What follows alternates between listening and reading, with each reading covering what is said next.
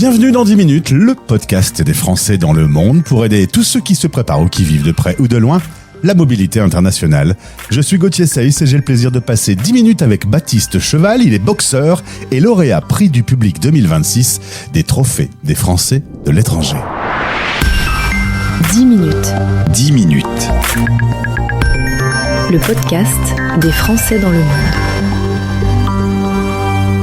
Une interview qui va finalement durer à peu près le temps d'un combat de boxe, une dizaine de minutes, en espérant qu'il ne me mette pas KO. Bonjour, bienvenue Baptiste. Bien le bonjour. Content de te retrouver. Je t'ai vu sur la scène au Quai d'Orsay aller récupérer ce prix du public que le Petit Journal t'a remis cette semaine. Ça fait quoi là ? C'est un autre ring de monter sur cette scène devant tous ces officiels.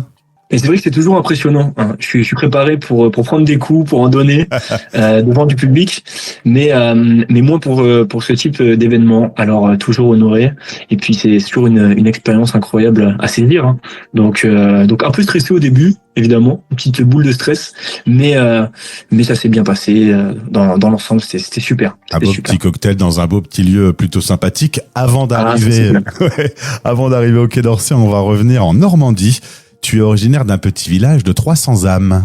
Exactement, je viens de Saint-Denis-de-Méret, à côté de Condé en Normandie. Voilà, c'est là où j'ai grandi. 300 habitants, donc j'ai grandi entre les forêts, les champs, les petites maisons de pierre normande. C'est là que voilà, j'ai fait toute ma petite vie, et c'est aussi de là que je suis parti pour vivre le rêve américain. Alors justement, quand tu vis une bonne partie du temps à New York, le décor est assez différent quand même. Fini les petites maisons en pierre. Ça a été, comme on peut l'appeler, un choc culturel. Ouais. C'est vrai que j'étais pas un grand globetrotter avant de partir à New York, et passer de la Normandie, le calme normand de la province, à une ville aussi grande que New York, c'était un peu compliqué de s'adapter au début. Mais ça se fait. Après voilà, je suis jeune et c'était le moment pour le faire. Donc on l'a fait et c'était super. C'était une expérience incroyable encore aujourd'hui. Alors en effet, la boxe mène à tout. À 11 ans, tu découvres ce sport. À 15 ans, tu rencontres ta femme qui est au lycée. Vous allez depuis avoir un bébé. Et puis tu bosses quelques petits boulots. Alors tu mets des cotons-tiges dans des boîtes. C'est ça, en fait, j'ai commencé à travailler à l'usine. Je me souviens le jour de mes 18 ans, le 5 juillet. Je me suis réveillé à 5 heures. J'ai pas perdu de temps. Je suis allé travailler directement. Il fallait remplir le frigo. Donc je suis allé travailler à l'usine. Le Moine, Caligny, je fais une petite pub. Je mettais des cotons-tiges dans des boîtes. Alors c'était pas le travail le plus glamour, mais ça me permettait quand même de pouvoir financer aussi mes études, ma vie d'étudiant, puisque j'étais à la fac de sport, en STAPS. Et le week-end, voilà, je travaillais là-bas, et puis la semaine, j'étais en cours. On pourrait faire aussi la suite de Intouchable, puisque tu faisais un boulot d'aide à la personne, et t'avais un monsieur qui t'appelait Fiston d'ailleurs. Oui. Alors en fait, ça c'est une histoire aussi qui est folle. Ça a été une expérience de vie incroyable pour moi. Pour ceux qui ont vu le film Intouchable, c'était littéralement ça en fait. Sur mon groupe STAPS, j'ai vu une annonce d'une personne qui était hémiplégique, handicapée à la suite d'un double AVC, qui cherchait un profil sportif pour pouvoir s'occuper de lui à plein temps. Il avait besoin d'un gars costaud pour pouvoir le lever, le déplacer, etc. Donc ça consistait à j'habitais chez lui littéralement, et on allait faire des activités. Je l'emmenais au golf, je l'emmenais au ping-pong. J'ai rencontré son kiné qui m'a montré des exercices. C'était super, c'est une expérience incroyable, autant humainement que c'était incroyable. C'était vraiment une expérience humaine très enrichissante. Tu vas lui faire écouter le podcast ? Oui, carrément, je lui enverrai. Donc voilà, Michel, tu écoutes ce podcast, je pense à toi et toute la famille, parce que j'ai vécu chez lui quand même pendant plusieurs années. Ouais. Et forcément, on crée des liens. Il est venu me voir à mes combats. Il me laissait m'entraîner comme je voulais. C'était vraiment cool. Il s'est déplacé quand même le soir où j'étais champion de Normandie. Et je lui ai transmis, je lui ai donné ma coupe, c'était son cadeau. Voilà, donc il m'a soutenu, il m'a présenté aussi à des partenaires, un partenaire qui est aujourd'hui un de mes partenaires principaux, qui est Leclerc de IF. Donc il m'a aidé aussi dans ma carrière, et puis surtout il m'a aidé à l'apprentissage de la vie, parce que moi j'étais un petit con de 18 ans qui est étudiant, et il m'a appris beaucoup de rigueur. C'est un ancien chef d'entreprise, il avait beaucoup de salariés, c'était quelqu'un de très très important, très influent, et il m'a appris cette rigueur, il m'a appris à énormément de choses, il m'a fait déguster du vin. C'est lui qui m'a appris à premier nez, deuxième nez, toutes ces choses qui sont très ultra enrichissantes. Et puis on avait souvent des longues discussions et c'était vraiment une des plus belles expériences que j'ai eues dans ma vie. Et il a fallu, au bout d'un moment quand même, que je prenne mon envol. Et j'ai dû lui annoncer que moi j'avais un projet professionnel dans la boxe et que je pouvais pas faire ça toute ma vie non plus. Et donc, les adieux ont été difficiles. J'imagine. Mais il a compris, il m'a dit écoute, c'est normal, il faut que tu prennes ton envol, tu peux pas rester avec un petit vieux comme ça jusqu'à la fin de ta vie. Sa femme aussi, Martine, qui a été très compréhensive, elle m'a dit t'as raison Baptiste, allez fonce, on te soutient et on était très content de t'avoir eu dans la famille pendant tout ce temps. Alors, tu fais des études dans la fac de sport, tu fais de la boxe. Il faut expliquer aux auditeurs que faire de la boxe, même à haut niveau national, ça ramène pas beaucoup d'argent en France. C'est pas un sport qui est vraiment rémunérateur. Alors, tu l'adores ce sport, mais pour pouvoir aller plus loin, l'idée ce sera d'aller aux États-Unis, puisque là, c'est une terre de boxe. Tu vas donc décider en 2023 de partir et de vivre à New York. Tu arrives là-bas avec 5 000 € en poche. Personne t'avait dit que ce serait très cher la vie sur place? J'avais calculé que j'avais 1500 € par mois dans le logement. Ouais. Je me suis dit, à ce moment-là, j'étais au chômage. Oui. Je me suis dit, je vais avoir 1000 € de chômage qui va tomber. Mais en fait, c'était pas possible. Je suis parti, je suis parti un peu comme un fou. C'était n'importe quoi. C'était l'aventure. Très vite, j'ai compris que ça allait être très compliqué au bout d'un mois. Ça m'a forcé, en fait. Ça m'a forcé à être dans mes retranchements et à trouver des solutions, débloquer des solutions et charbonner, en fait. Charbonner parce que c'est simple. À un moment, j'ai regardé ma femme, je lui ai dit bébé, je crois qu'on va devoir partir. Hein. On va pas pouvoir faire les 3 mois au bout d'un mois et demi. Ouais. Elle m'a dit non, on a dit qu'on partait 3 mois, on reste 3 mois. Elle m'a donné cette force parce qu'on avait dit à toute notre famille qu'on partait 3 mois. Et dire que ça a été compliqué pour la famille aussi. Bien sûr. De nous voir partir. On est issu d'une famille traditionnelle normande, tu sais. On quitte le patelin. C'était un petit peu le choc, surtout pour sa famille. Pour sa famille, je leur enlevais leur fille un peu, ce qui est compréhensible. Je peux comprendre avec ce rêve. Et donc ça a été dur, mais elle m'a dit non Baptiste, on a dit qu'on part 3 mois, on reste 3 mois. Et pour le coup, je me suis dit ouais t'as raison. On peut dire que tu t'es battu et bien battu puisque tu montes sur scène, tu gagnes de nombreux combats. Ça va te permettre de te développer. Tu vas te trouver un contrat avec des agents. C'est une nouvelle dimension finalement d'avoir su percer dans ce sport aux États-Unis. Une dimension qui s'ouvre à moi, et c'est clair que c'est une nouvelle dimension, dans le sens où le fait qu'on reste les 3 mois, il s'est passé quelque chose d'incroyable, c'est qu'à la fin de mes 3 mois, je me fais repérer après un test match par le New York Athletic Club.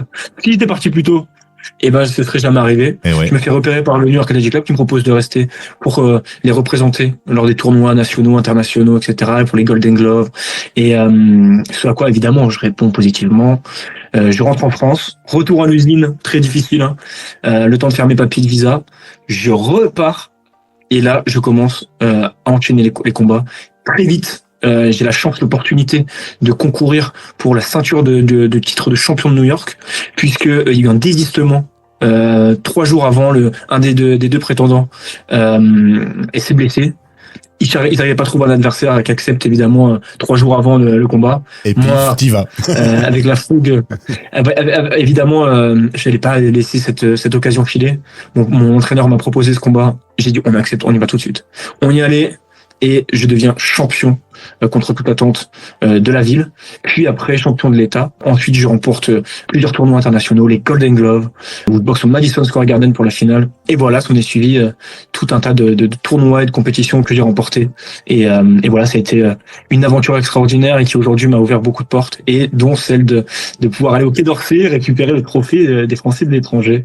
Le public a voté massivement pour moi, pour saluer mon parcours. En tout cas, je remercie le public d'ailleurs. Bravo, on les salue puisque c'est en effet eux qui ont attribué ce prix. D'ailleurs, tu es assez dynamique sur les réseaux sociaux. Tu as peut-être motivé ta communauté à voter pour toi. Exactement, je les ai sollicités. Je dis les gars, là, j'ai été nominé, je compte sur vous et j'ai la chance d'avoir une communauté qui est très active, une communauté surtout qui est très fidèle et j'ai bâti une communauté qui est vraiment génial. Ils me donnent énormément de force, ils me soutiennent toujours dans la défaite, dans la victoire. Ils sont très actifs et ça je suis très fier de ma communauté, de mes supporters, puisqu'ils sont là aussi sur le ring. Même au Madison Square Garden quand j'ai boxé aux États-Unis, et il y avait des Français qui ont fait le déplacement. Mon combat en Normandie, c'est blindé parce qu'il y a beaucoup de supporters qui viennent. Donc merci à vous, merci au petit journal aussi, il faut le dire, d'organiser ce beau trophée qui met en valeur, qui permet aussi de mettre la boxe en valeur. Et je suis honoré de pouvoir mettre ce beau sport en valeur, qui est un petit peu marginalisé, c'est vrai, aujourd'hui dans les médias, on n'en parle pas trop. Ça fait quelques années que quand même, 10 ans, que il y avait un creux au niveau de la boxe, ça passait plus trop à la télé. Mais aujourd'hui, il se passe un nouvel essor, donc ça c'est cool. Alors, juste une petite question, je me pose un peu comment dans ta tête ça se passe, puisque avant le combat, tu dois être hyper concentré. On le disait, un combat c'est assez rapide et assez rapidement donc tu sais si tu vas gagner ou perdre, et si tu gagnes dans des lieux comme le Madison Square Garden, ça doit faire un bruit d'enfer, c'est-à-dire que tu dois passer d'une phase de hyper concentration à une exaltation de fou. Comment tu vis ça? Oui, en fait, on a appris à le gérer au fur et à mesure des années. Le premier combat que j'ai fait, je me souviens, c'était dans ma salle, enfin c'était dans mon gymnase, dans ma ville. Il y avait 500 personnes. Ça, je me souviendrai toute ma vie, le taux d'adrénaline, la pression que j'avais. Je me souvenais même pas du combat en fait. Je me souviens juste qu'il lève mon bras. Donc j'avais gagné, j'étais content. C'est vrai que c'est des sensations qui sont indescriptible, et c'est ce qui fait aussi pourquoi je continue la boxe, c'est ce shot d'adrénaline, cette sensation qui est incroyable, le stress dans les vestiaires avant de monter sur le ring, cette peur au ventre, parce que tu sais que tu montes sur le ring, le gars en face de toi il veut t'éteindre. Bien sûr. Et toi il faut que tu fasses lui ou moi, il y a du public, des fois des milliers de personnes, c'est très c'est quand même très je sais pas comment expliquer, mais animal presque. Ah ouais. Instinctive, mais en même temps, c'est indescriptible en fait. C'est très difficile à décrire ce type de sensation. Il faut l'expérimenter pour le comprendre. Je suis pas là de monter sur un ring, c'est moi qui te le dis, ou en tout cas ça ne durera pas longtemps, ça ne durera pas 10 minutes. On n'a pas les mêmes abdos, toi et moi, la vie est injuste. Oh, tu sais, les abdos, c'est pas ce qui fait un bon combattant. Ouais, enfin, on a des Andy Ruiz, des Tyson Fury, ils ont la bedaine. Hein. Et pourtant, ça n'empêche pas des champions du monde. Bon, je vais essayer alors. En tout cas, félicitations. Le prix est remis par la Banque Transatlantique. Tu es boxeur vivant en partie aux États-Unis. Il te reste une dizaine d'années, Baptiste, parce que c'est du sport, donc il faut rester jeune dans ce sport. Comment tu vois un peu les choses aujourd'hui? Il y a un petit garçon qui est arrivé dans votre vie, une vie aux États-Unis, une vie en Normandie. Tu sais pas? Moi, je me suis toujours laissé porter par je me fixe un petit objectif. Un petit objectif. Je me fixe un objectif et je me laisse porter. Mais toujours me donner des objectifs. Sinon, tu te ramollis. Donc, je me laisse porter. Je me suis toujours laissé porter. Aujourd'hui, la chance m'a souri. Enfin, pas la chance, mais le destin, on va dire, m'a souri. Et je veux pas forcer les choses. Il faut rester lucide. L'ambition c'est bien, mais il faut faire toutes les choses étape par étape. Je vais pas arriver à dire je vais être champion du monde, machin. Je veux être champion du monde évidemment, comme tout boxeur le rêve, mais on va diriger vers ça. Et voilà, on verra où le vent nous mène. Bon, en tout cas, le but c'est de remplir le frigo, que ma femme et mon enfant soient à l'abri. J'aimerais bien avoir beaucoup d'enfants, donc voilà, il va falloir que je gagne beaucoup de combats, que je trouve beaucoup de partenaires, pour pouvoir continuer de représenter la France vraiment au plus haut niveau international. Moi je suis content d'avoir le drapeau français quand j'arrive sur les marches du Madison Square Garden et représenter parce qu'on a de très bons sportifs, on a des très très bons sportifs en France, et je suis content d'en faire partie et de pouvoir mettre à l'honneur notre beau pays dans le monde, à l'international. Eh bien Baptiste, la prochaine fois qu'on se reparle, c'est quand tu auras le plus grand titre possible mondial. Ça te va? C'est un bel objectif? Ça me va. Ouais, j'espère qu'on se reparlera bientôt alors. Eh ben moi aussi, avec plaisir. Belle journée à Paris et à très vite. À très vite. Vos podcasts sur la mobilité internationale sont sur fdlm.fr Français dans le monde et sur YouTube en cherchant Français dans le monde.